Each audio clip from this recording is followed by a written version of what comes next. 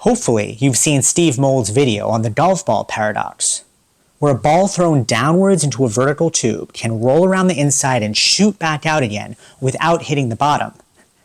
If you haven't seen it, please go check it out now. It's really, really interesting.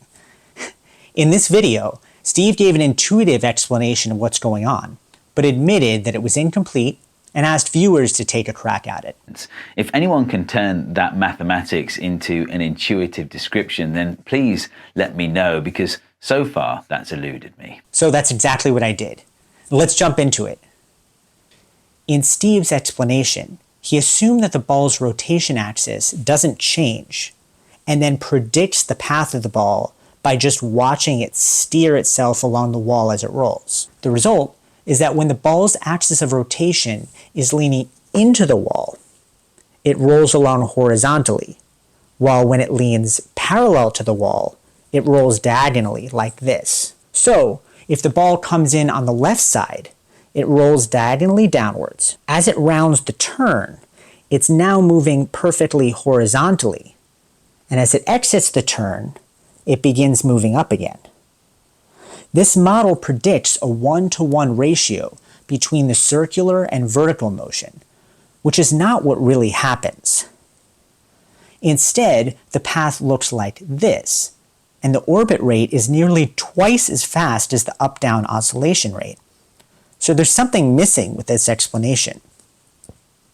Next, I'll explain exactly what causes this by building on Steve's explanation. Right off the bat, we can see that the axis actually does change, which indicates that there is a torque on the ball. Where is it coming from? Gravity is out because it acts equally on all parts of the ball, so that no net torque results. Ignoring air resistance, the only other forces acting on the ball come from the wall of the tube. First, there's the normal force, responsible for keeping the ball from passing through the wall. And second, friction, which keeps the ball rolling rather than sliding around. The normal force acts radially inward, passing straight through the center of the ball. So, like gravity, it's not a candidate for torque either. So it must be friction. It acts parallel to the ball's surface, so it can cause a torque. In fact, this is the only force that could possibly be responsible for reversing the ball's downward motion, being the only one that can point upwards. That's a pretty valuable observation. The ball clearly reverses direction as it accelerates upwards, and the same friction responsible for this also necessarily causes a torque. So the ball's rotation axis must pivot significantly at the bottom of the ball's travel. But in which direction? We can get some traction on this by making refinements to Steve's simple model. As the ball rolls, it acts just like a gyroscope, and gyroscopes precess when torques act at them, at 90 degrees from how you might intuitively expect. Let's look at the golf ball as it approaches its lowest point in the pipe, where it's feeling the largest upward frictional force to cause the vertical acceleration up. This causes a torque on the ball this way.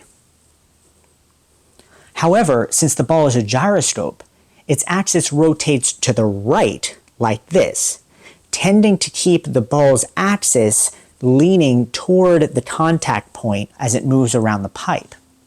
And remember, in Steve's model, when the ball leans into the wall like this, the resulting motion is purely horizontal. So, if the lean follows the contact point, it prolongs the duration where the ball moves horizontally, thereby delaying the remainder of the ball's vertical reversal. The same thing happens when the ball reaches the highest point, delaying the ball's vertical motion further. The result of this delay at the top and the bottom of the ball's travel leads to a reduction of the vertical oscillation frequency.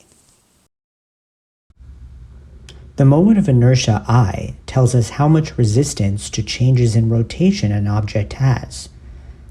It is proportional to the object's mass and its radius, with a constant k that depends on the shape and mass distribution of the object, and it is the key to figuring out the frequency ratio. For example, a solid ball has k equals 2/5, while a hollow sphere has k equals 2/3, making it harder to change rotation than the solid ball. But the question is, how much slower is the vertical motion than the rotational motion? Well, I worked out the math for this, and while I'm not going to explain the derivation here, the final answer is simple enough to tie up some loose ends. It says that the vertical frequency is obtained by dividing the rotational frequency by a certain number, which works out to be the square root of 1 plus 1 over k. Let's see what happens if we plug in 2/5, the value for a solid sphere. The reciprocal of 2/5 becomes 5/2, and adding 1 to that and simplifying gives square root of 7/2, which is the number that Steve mentioned in his video. Let's see what happens for other values of k by plotting the ratio. When k equals 0, the ball has no moment of inertia, so no gyroscopic behavior, and the math indicates that the vertical oscillation vanishes. This gives the intuitive solution where the ball spirals downward forever. Here's the solid ball, the hollow sphere, and then the case where k equals 1, which is the value obtained by an ideal hoop with all of the mass concentrated on the surface of a cylinder. This is the largest possible k for an object, since all of the mass is plastered as far out as it can go on the radius r.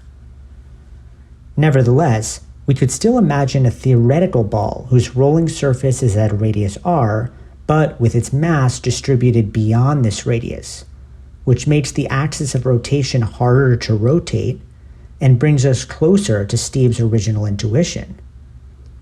Sure enough, plugging in k goes to infinity makes our frequency factor exactly 1, just as we expected.